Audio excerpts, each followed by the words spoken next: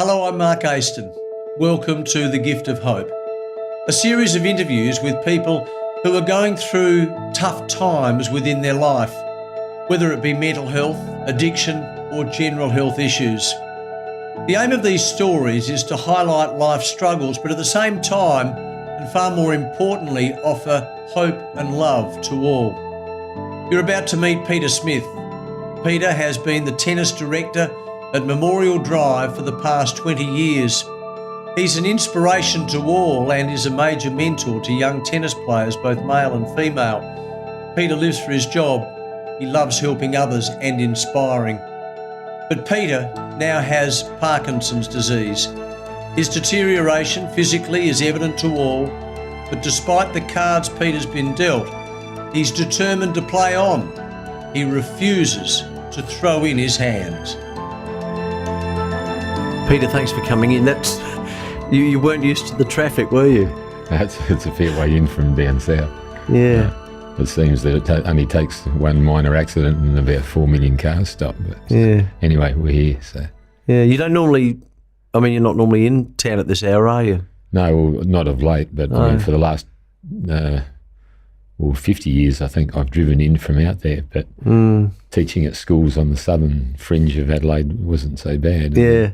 The last 20 years we've been coaching down at the drive. Yeah. But, so that's been the same distance, but I always came early and left late. So. And your beautiful wife brought you in, hey? Exactly. Yeah. Just having a look at some pictures now of you getting out of the car and walking up to the studio here. I think people who hadn't seen you for a while, would it be fair to say they'd be a little shocked to see how you look now, how you walk now? Well, it's happened quite quickly, and I guess for a long period of time, most people would either know me as being a teacher and not a tennis player, but those people involved in tennis would know me as being on the tennis court all the time. And so, I think they would be quite shocked to see that I'm having any difficulty. Was it an effort for you to get from the car to here? It depends a bit on what the time is throughout every 24 hours. So there are some times when I'm stronger or better than others. But I think with the condition, I think shows out quite differently. With different people, and I've been, just as a basic example, I suppose, the fact that I don't have the shakes. I'm very grateful for. At the same time, I've got this weird contortion of my body, and so, which is, as you would have noticed, it's kicked in fairly quickly, and so it's difficult to kind of get around, without leaning on something or someone or sticks or something. So, so in that sense, steps are a bit of a trial. Well, we had the lift put in, especially. Yeah, I could see We're on the third floor, and we had the lift put in. Yeah. It was very nice. Yeah, no, we're very generous here. So how do you feel about seeing yourself like that? I saw my dad only a couple of days ago on Father's Day, and Dad's 94 now, and he's going great guns, except that he had one hip done 20 years ago and should have had the second one done, but was of the opinion that there'd be more deserving people than himself, and knowing Dad as I do, he would have meant that. One of Dad's many sayings was that when you lose respect for your own body, you lose respect for everything. And I often think about that if you kind of look after yourself, and I guess over a period of time I've tried to do that, so it's come as much of a shock to me, or more so perhaps than other people, but to go from where you quite physically able and thankful for it to not being so. So, it's when there's reflections walking, I don't get into the city much, but where I actually see myself, it's a bit of a shock to know that I'm at right angles instead of straight. Are you embarrassed about what you see? Is that a fair question? I think embarrassed. It's definitely a fair question, and if it's not true embarrassment, it's close to it. I find it, because I don't necessarily go out of my way to get into the public, and not that I ever have. I don't like cities, and But going to the footy, for example, what I've noticed, in fact, the last match we went to, last Crows match, one of the guys where you put your ticket in, saw me coming from about 20 metres away, and I'm sure he thought he was doing me a favour, but he started calling out. I'm looking around to see who he's yelling at, but it was me. Is that right? And he was wanting to take me 20 metres or so to the left, so to get a turnstile where there was no one. I'd have a freer run, but there was no one in my turnstile anyway. But that came as a bit of a shock that I'm obviously perceived, to be different to everyone else that's walking around, or mostly everyone else. And so, I mean, it definitely is a bit of a whack to your self-esteem or your ego. Yeah. Because I think I felt, most of the time before, except for a few injuries and that, I felt strong. And so I felt I needed to carry myself properly and have good posture and all those things that you're taught when you're a kid. Yeah. And to be in a situation where, at worst, I can be crumpled up, bit of a mess.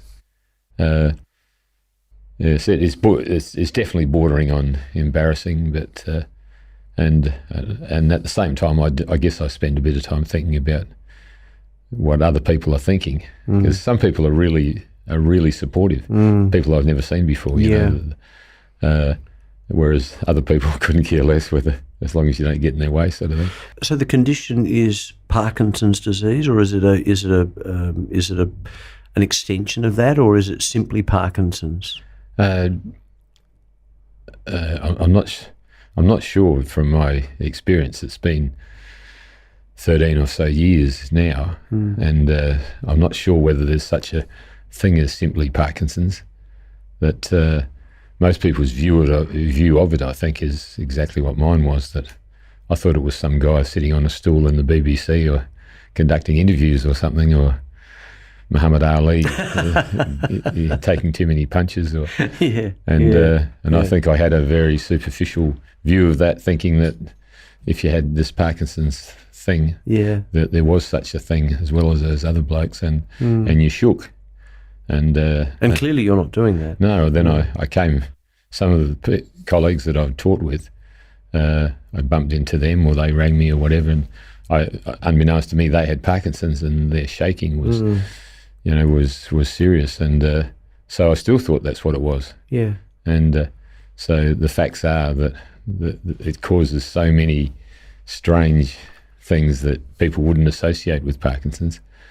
And I think I tend to worry about people's perception of I've got Parkinson's, but I haven't got it, because I'm not shaking all over the place.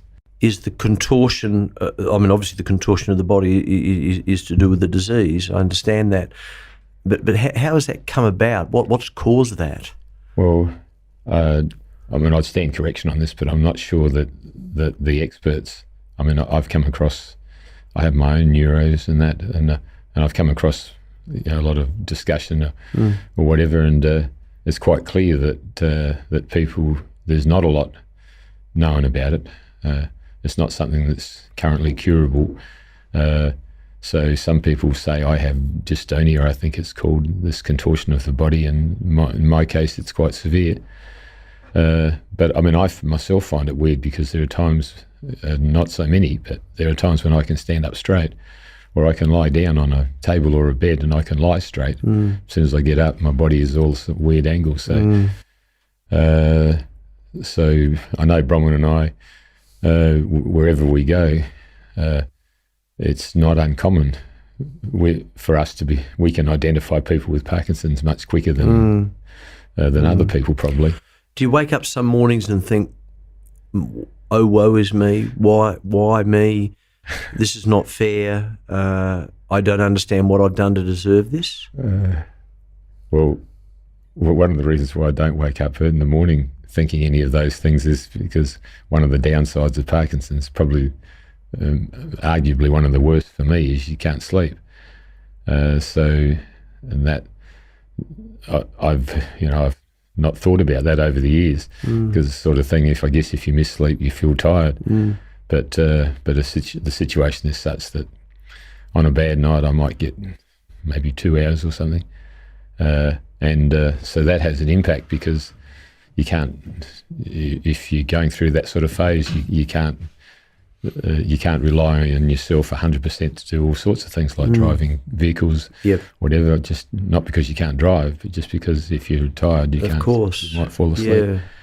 So it's not so much, but I do. I think a lot about a lot of things, and again, one of my dad's many sayings is, however badly off someone is, there'll be people worse off in the world somewhere. And do you genuinely believe that? Because a lot of people say that to people who are going through tough times, but do you believe that? Well, I full on believe it, because I know little about this motor neuron thing, and Terry Danaher's involvement in the cause, so to speak. Yeah.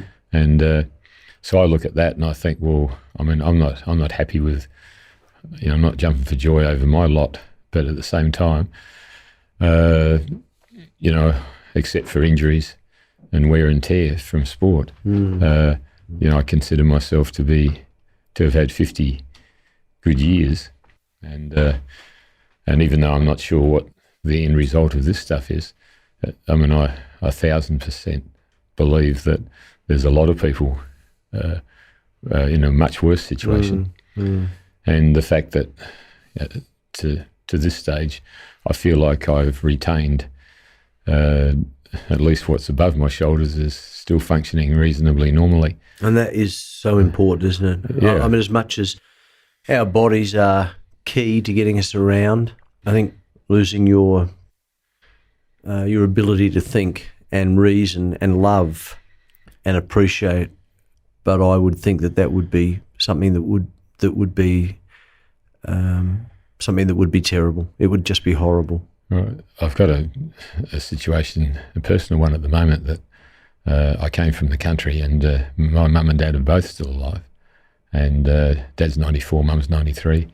They stay in the same room in a I guess old folks facility. And Dad was always the one that wasn't in the best of health through the years, but here he is, 94, wow, going great. Whereas Mum, Mother's Day 2 or 3 days ago, Mum maybe has vaguely recognised me for the last 12 months or so. As a result of dementia? Yeah. Yeah. And how does that make you feel? Well, I find that as daunting or as difficult a task as anything that I've been confronted with, because my mum was a typical country mum, and 1 and 1 made exactly 2, and straight, strong, very resilient, and to see the deterioration as quickly as it's been, where someone is not in control of their faculties, and to walk into that room the other night and see my dad fully dressed and standing up, and he's nursing my mum, who's not with it at all. Heartbreaking. It's just a classic example of someone being in a lot worse situation.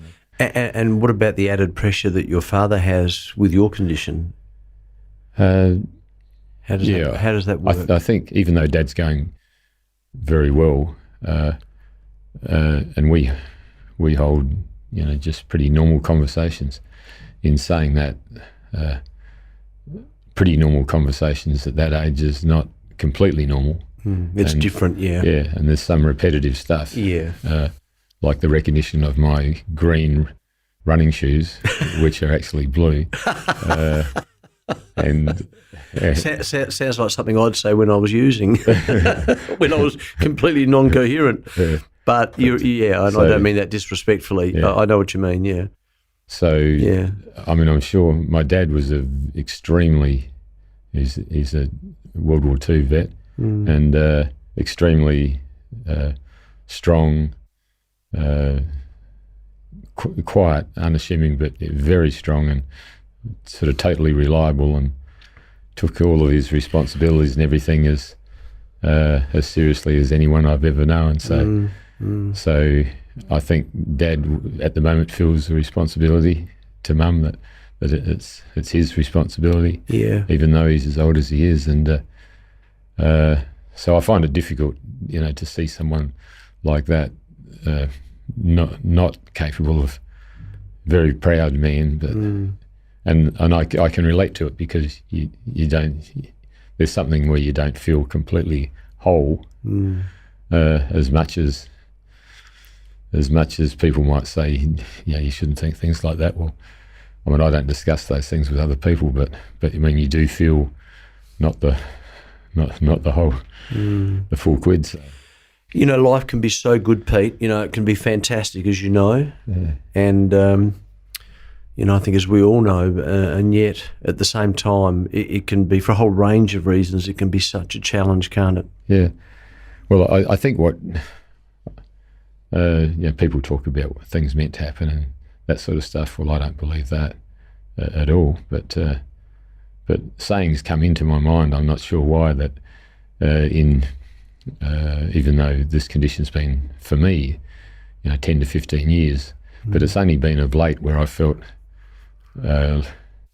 less on an ego trip about how I could win or beat it or something like that. But in a weird way, I feel I have no knowledge of the situation at all, but where one faculty is removed, someone gets blinded or whatever, and their other faculties strengthen to try and make up the difference. Yeah.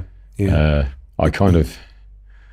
not sure that happens too much with this condition, but I feel what it has done in some weird ways, even from a tennis coaching perspective. I feel some sort of strange sense of clarity about things that I've struggled to either come to grips with myself on the court or tried to help many other people do the same thing. And strangely enough, I've felt in the last 12 months some sort of, it's opened my eyes to a more simplistic way of looking at things. There's a clarity about certain things. So, I find it difficult to read over long periods and maintain concentration, and not feel exhausted and that. But at the same time, I feel very clear about there are certain things I want to do, and I'm passionately driven, like I feel it. And it's maybe even more intense now. Yes. And you talk about the tennis coaching, which has been a major part of your life. Just seeing you on the court during the week. I think you were hitting with Michelle, and then I think Alana came up afterwards. But just seeing you at the moment, as we're seeing you now, hitting on the court, you're not using your sticks. Of course, you're certainly slightly hunched over, but there still is, to me anyway, a real air of confidence about you. And I guess if you're coaching young athletes, and you've coached many, many young athletes, many years ago, of course, when Leighton was 13, 14, I think maybe even younger. But with the athletes that you're coaching now, from what I saw, Peter, not only did you look in control and confident, I guess you need to as well. You need to be like that when you're coaching someone. Does that place added pressure on you to be constantly up when you're around young athletes? I think perhaps what you observed the other day, if I was going to be brutally honest about it, that situation is not as daunting for me as it might seem. As it might look. Yeah, in the sense that I've been at Memorial Drive, at the heart of tennis here in Adelaide. I've been at that club since I was 17 or 18 years of age. I've been the tennis director down there for the last 20 years or so. Yeah. So in that sense, I guess I'm known by most people there. But in saying that, with the new redevelopment recently, it's probably significant that I feel more comfortable. I'm literally, having spent 20 years on the first court by the swimming pool and by the lounge area there, where I've seen you many times. Yeah. Not training in the swimming pool. Training in the walking in the swimming pool, Peter. I'm not doing a lot of physical work at the moment, but anyway, but when you saw that's me, a discussion for another time. Yeah. When you saw me the other day, I don't know whether you missed it or not, but I was literally on what we'd call court 32, which is diagonally the furthest possible court. Yes, it was. It was a long way for me to walk. It was really quite annoying, actually. I was really exhausted by the time I got there. I thought the exercise might have done you good. But, didn't you notice I was puffing? Yeah. Well, I knew you. What was it? Court 32. Yeah. Yeah. And that was always the furthest possible grass court when I was young. And then in more recent years, it's been the furthest possible clay court. But so within reason, I feel like if you ask me if there's a sense of me hiding away in court 32, yes, there is. Is that right? For sure. Is that right? Yeah. And I'm not, if you said hiding from what, well, I mean, I guess I feel a degree of, to some degree, being uncomfortable because if I need to be honest with the circumstances and myself, that the people that you saw me hitting with, I have a close relationship with, yes, and have for a long period of time. Yep. And I feel a responsibility to them, and maybe they do to me. But if I'm really honest, it'd be quite a while since I've seen a new student. So the people that I'm working with in this situation are people that I've worked with for a fair while, long term, who I think hope that to be really frank, they might feel some responsibility to stay and finish the journey. I'd like to think there's an element of selfness about that as well too, that they might feel like I still can help them complete the journey. Well, that's really important, isn't it? Yeah. I spoke to Michelle and Lana, and this is what they both had to say. Well, it's always going to be tough. It was someone that you really care about. I guess you got to look at the positives and keep getting through every day. But he's a very strongest man I know. With his coaching, it's still the same. He's still got so much to give. How does that make you feel? Well, again, I keep referring back to Dad and his sayings, but having seen him again the other day, nothing's changed. But one of the things that he believed in and taught me quite young was at the end of the day, you count your true friends on that. Yeah, on one hand, yeah. And it sounds a bit cynical, but I don't think that's all that far from the truth as far as if you underline true. Absolute true friends, yeah. And so it probably says a fair bit from my perspective that I feel comfortable enough and I feel quietly confident, even though I don't think either of those girls, Lana is still quite young, 16 or 17, Michelle a little older, but I've never sort of aired my problems or anything in my personal life. I've always tried to keep myself somewhat distant from the students, whether I was teaching at school or on the tennis court. And so I continue to do that. But both those girls, I have a significant enough trust. Yes, it's trust and it's respect and that. But it's just, I mean, I'll put it pretty simply. I like those girls a lot. Yeah. And you feel comfortable talking to them. Yeah. And so if it's halfway through a lesson, I need to take some medication or something. For the first few years, I would have gone out of my way to hide that from anyone and everyone. With those girls, it's only been the last 12 months that I've realised that there just are a handful of people, of the people that I know. Before I'm learning some important lessons, I think, in the sense that I've always been so busy with the farm at home, teaching full time. Your photography, yeah, which you're really enjoying, yeah. But so, and when I look back on it, I think some of that has contributed maybe to this postural problem, and that because combination, I think, of Parkinson's. By chance, I've got a strong aspect of this, whatever it's called. And then added to that like most tennis players, I've had significant back trouble since I was probably about 18. And so a lot of hard work, and so contributes to those things. But as I said earlier, I think it's added a sense of clarity to some things. And when I look back on it, there are people that I have liked, that I come in contact with, that I like a lot. And I've seen it as something of a bit of an Aussie way of life. Someone asked me yesterday, why is it that it appears that the more friendly you are with certain people, the more Aussie blokes take the piss out of each other. Yeah. And I've been asked that quite a few times by international players that have come across, and they can't figure it out. And unfortunately, I haven't been able to help them too much because we can't figure it out either. Can't figure it out ourselves, yeah.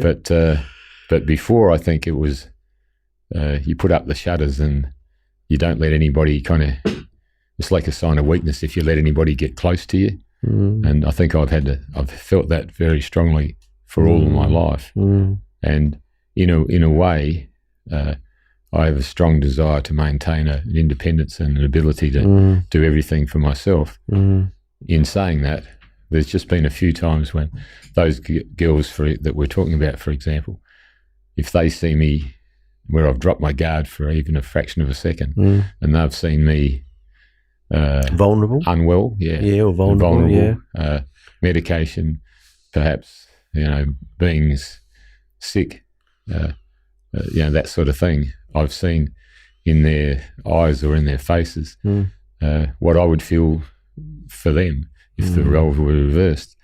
I've perceived a genuine concern on their part and a willingness to. I felt almost mothered by 16 or 17-year-old pupils. That concern that they show is a very rare thing, Peter, unfortunately. I know that's a very broad brush statement, but I think people are so selfish these days. I think they're quite unique young ladies. Well, it's a wonderful thing, and it's a wonderful thing for you. How's your wife coping and the boys? Well, I think two of the boys are back home on the farm, and so I think as far as my circumstances are concerned, I think they're doing what I'd want them to do, and that is just continue, to endeavour to carry out whatever things are important to them. And I think I'd want not to be a burden in any way. So I quietly offer whatever support I feel we can, and so our three boys, I think they're coping okay, and as far as tennis goes, the three of them are involved. Luke's involved in a more major way, but that's always been the case. From his tennis has played the major role in his life, continues to do so. So I'd like to think that there's not a big adverse effect on them, and that if I do need help much in the future at some point in time, I'm pretty sure they'll be front and centre if they need to be. Have you? Have you thought about dying? Yeah. Often joke about how I can clearly remember a circumstance in the country where I'm not sure where. I think other people's circumstances were similar, but the dunny was out the back of the yard, not connected to the house. And it had two seats, I can remember that. And being a young guy, highly intelligent, I can remember the first day that I was about 5 when it occurred to me that one day I was going to die. And I can remember it was a massive shock to me. And at that moment, I'm not sure why this sticks in my mind, I was smoking rolled up newspaper because I must have learnt somewhere that that's where most guys in those days smoked. And probably better than smoking nicotine.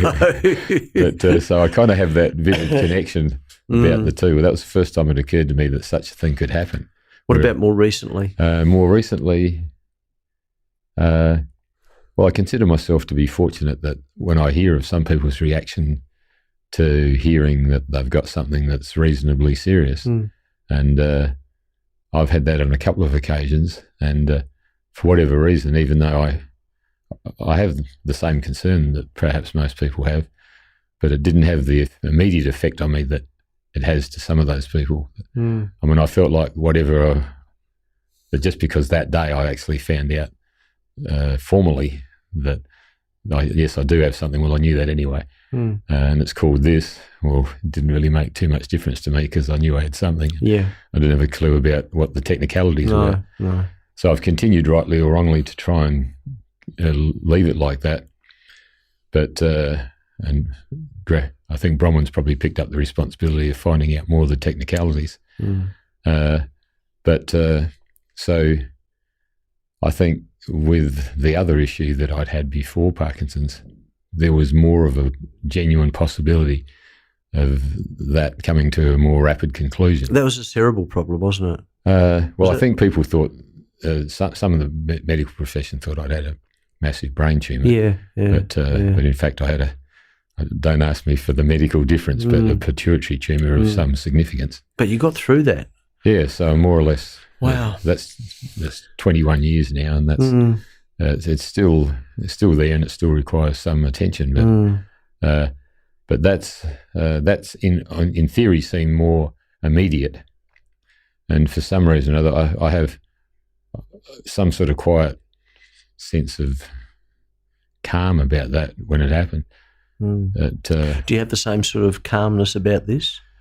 Well, sometimes joke is not the right word, but you often hear of people in the newspaper or over the radio, someone of significance passing away. Yeah. And the description or the reason given will always, it never says from Parkinson's disease, and apparently it never is totally or from other complications. It's from other complications. Is that what you're saying? Yeah, as a result of. So there's a vagueness about it. So that concerns me somewhat because, I mean, obviously there's an end to the journey for everyone, and some people it's shorter and longer than others. Have you spoken to Bronwyn and the kids about this? About preparing for life after Peter? Well, definitely not with the boys. But and as far as Bronwyn goes, I think to an extent of logically making sure that there are a few documents in place that need to be, but definitely no more than that. Yeah. So is that something that you've purposely not done, or is it? I just think, from my personal perspective, I'm no good at it. Yeah. And so I can remember my dad over the last 20 years. It would have been difficult for Dad looking back on it, but 10 or 20 times he would have broached the subject. 10 or 20 times I would have blown it away. I can remember about a week before, and without sounding overly dramatic, but I can remember a week before my father passing away, he said to me he wasn't frightened. Yeah. Are you frightened? Not that I haven't experienced that emotion yet, so it's not to say that I... my main concern, I think, is I would have preferred to maintain a really strong responsibility for the family and for two grandchildren at this stage as well. And I think I feel a responsibility of looking after all those, that extended family, and so I feel weakened in that area dramatically. And it worries me. I want to be looking after my grandkids, of course, on and off the court, or the sporting field or whatever it is, and I feel weakened in my ability to do that. That to a large degree, when I see them, one of them is 16 or 17 now, he's a foot taller than me. So the question is, who's looking after who? So, I mean, to be practical about it, I'm not expecting that it's something from the vague bit that I know about. It's not something that happens tomorrow. Peter, what advice would you have for those watching who have Parkinson's, or who are friends, or are involved in someone within the family that has Parkinson's disease? Is there one piece of advice that, through what you're going through, you'd like to give them? Well, I'm not sure that, from a personal perspective, that I officially I feel no sense of being in a position where I could where I'm expert enough in the field to offer. It'd be a bit presumptuous on my part to offer much advice, I think. In saying that, I have felt on occasions that no matter how knowledgeable and how well respected and how qualified certain medical practitioners are in the field, that the one weakness that they've got is you can read 1,000 books, but in the sense of sounding a bit spiteful about it, I did actually say to a certain person recently that I've been studying it for 13 years, 24 hours a day, and I've got a fair idea about certain things related to it as well. Well, you've got the lived experience, haven't you? So I'd like to make, this sounds very pious, I'm sure, but I haven't felt, since I've known of my own circumstances, my endeavours initially were to not let it affect me in any way at all, on the surface of it anyway. And so that's become less achievable. But I still feel like what I'm doing myself, I don't, it's not a formal thought process or anything. I've just endeavoured to continue to do the things I want to do as passionately and as I'm physically capable of doing. And I feel a potential to involve myself with people in similar circumstances, and I'd like to do that, and I do it a bit, but it's the same old problem for me, and that is I always feel like every day I'm running out of time to do the things that day I want to do, and to get to where I want to be quickly in an art, creative, artistic kind of way. That the things that I felt a bit stifled from for the last 20 or 30 years due to tennis, I literally want to pick up on them as quickly as I can. It's changed your priorities, hasn't it? Yeah, well, so in that sense, I felt like maybe someone was, dealing me, I got the flick of the coin, or the rub of the green, or whatever they say, because if I feel like there's any good that's come out of it from my perspective, it might be that I can do some things to help some other people. That could be a good thing, but I think from a personal perspective, it's forced me into a corner where before I felt a family responsibility to keep teaching, keep coaching, keep this, keep that, and not let myself go off on some sort of personal tangent. Whereas now I feel I'm torn a bit between, it's 50-50 sort of, I feel a responsibility but not in a position to back it up too much. So I feel a bit like I need to just go off on that tangent and just let myself, because my brain is ticking over with all these what appear to be terrific ideas and that to me. But I just want to try some things that I've only had a chance to touch the surface of in the past, and want to have a decent crack. Peter, thank you so much. It's a pleasure to talk to you, mate. And and pleasure because I've known you for a lengthy period of time, and I've always felt that our relationship was the one I've just described, and that is you had certain things that you were doing, and I think you had a few ideas of how I might fit into that, and vice versa. And you were busy and I was busy, and a few other traumas along the way, and here it is 20 years later than what we were thinking about. Maybe that's our best time still coming. So absolutely. So thanks for your help and your support in that, and I look forward to to seeing more of you.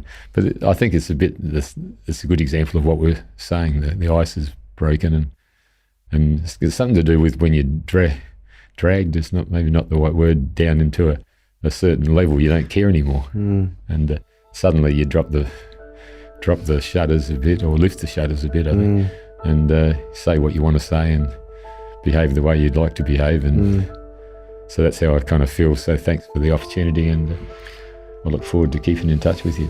That's fine, Peter. You're a good man and you're very well respected, and we all wish you the best. Thanks, mate. I appreciate it.